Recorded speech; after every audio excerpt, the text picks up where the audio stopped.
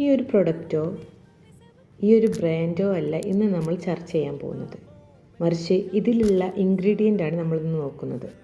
Niacinamide. എന്താണ് niacinamide? ഇത് vitamin B3ൻ്റെ amide ഫോമാണ്. അതിൻ്റെ സയൻറ്റിഫിക് നെയിം നിക്കോട്ടിനമൈഡ് എന്നാണ്.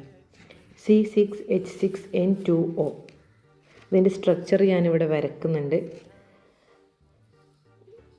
ഇതൊരു വാട്ടർ സൊല്യൂബിൾ ആയിട്ടുള്ള കോമ്പൗണ്ടാണ്. അതുകൊണ്ട് തന്നെ സ്കിന്നിൽ വളരെ ഈസി ആയിട്ട് അബ്സോർബ് ചെയ്യാൻ പറ്റും.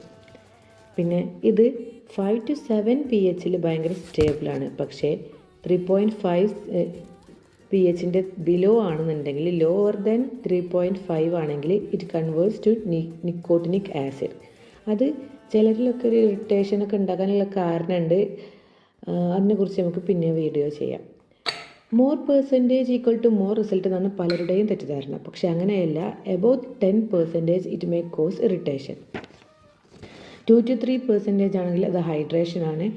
4 to 5 ആണെങ്കിൽ ആക്നെ കൺട്രോൾ, അതേപോലെ ബ്രൈറ്റനിങ്. 10% ഓയിൽ കൺട്രോളും പിഗ്മെൻറ്റേഷനും. പക്ഷേ 10% എബോവ് ആണെങ്കിൽ ഇറ്റ് മേ കോസ് ഇറിറ്റേഷൻ. ഇതുപോലെ വിറ്റാമിൻ സിയും നിയാസിനമൈഡും ഒരുമിച്ച് യൂസ് ചെയ്യരുത്. അതിൻ്റെ കുറച്ച് കാര്യങ്ങളൊക്കെ ആയിട്ട് നിങ്ങൾക്ക് താല്പര്യം ഉണ്ടെങ്കിൽ നമുക്ക് വേറൊരു വീഡിയോ ചെയ്യാം.